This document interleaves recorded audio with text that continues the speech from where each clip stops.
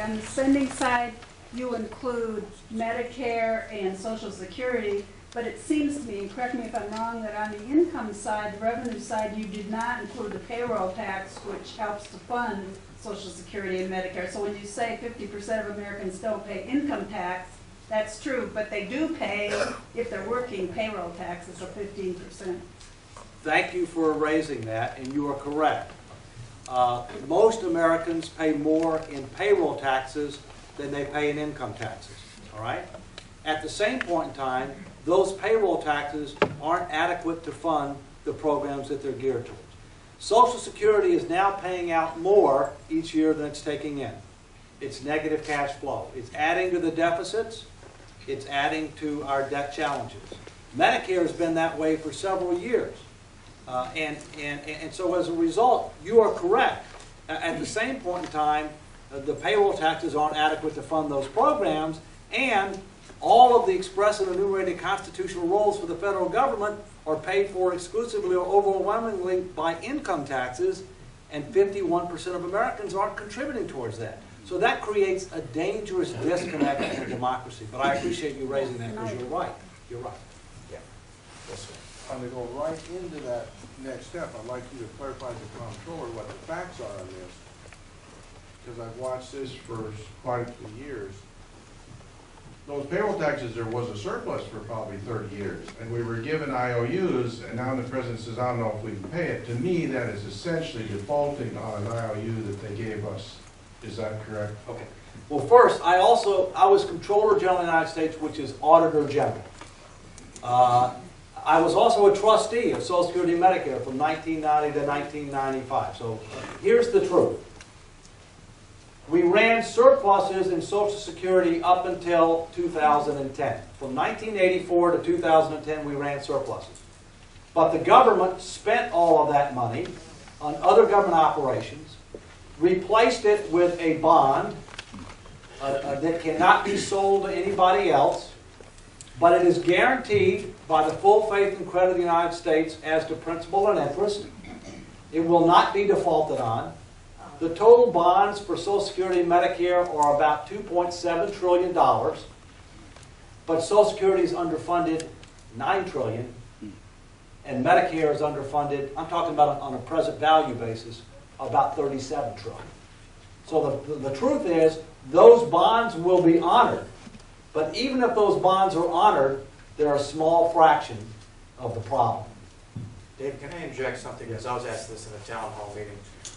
How is the interest rate set on the return on those bonds of the government borrowing from its own trust funds? The interest rate is set as the average interest rate that's paid on debt that is held by the public. So basically what they do is they just piggyback on what rates are being paid to people who buy our bonds in the open market.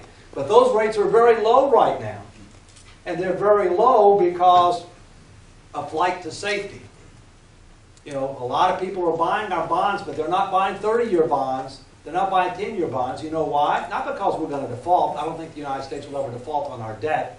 We do have the 14th Amendment. But because there's serious interest rate and currency risk based upon our current. Serious interest rate and currency and inflation risk if we don't end up over time. If we don't That's why I think the statistic of a 1% uptick in interest rates translates into $150 billion a year. Let's go back, and we'll work our way back around this way. Yes, ma'am. We currently have this progressive tax code, which obviously isn't working. So do you have an opinion on whether we should have a flat tax or a national sales tax? Okay.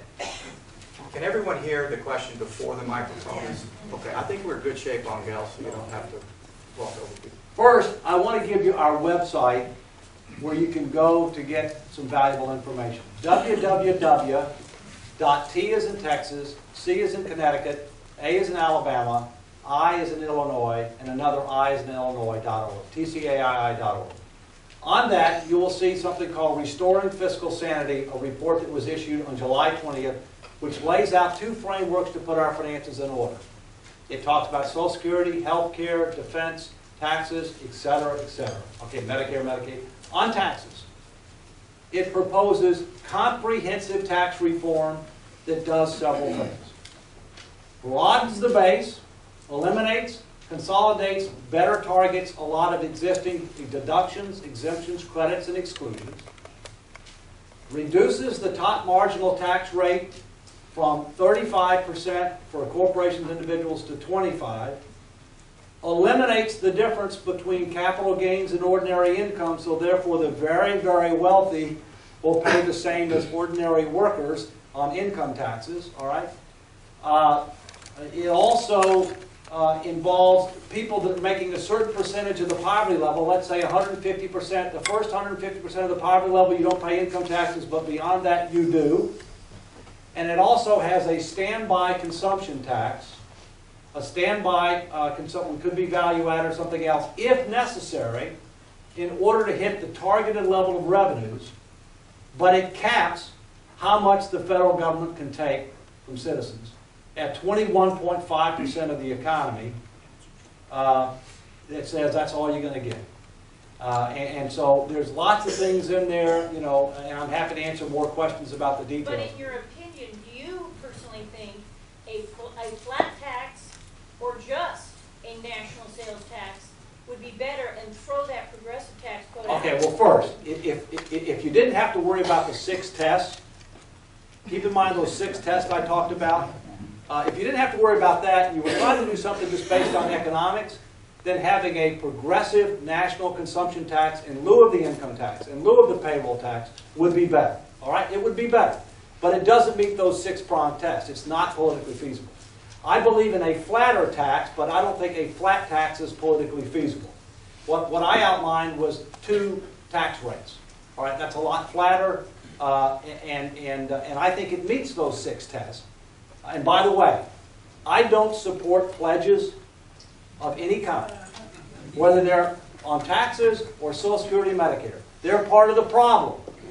But the fact of the matter is the kind of reform proposal that's put together, I think makes sense and wouldn't violate some of those.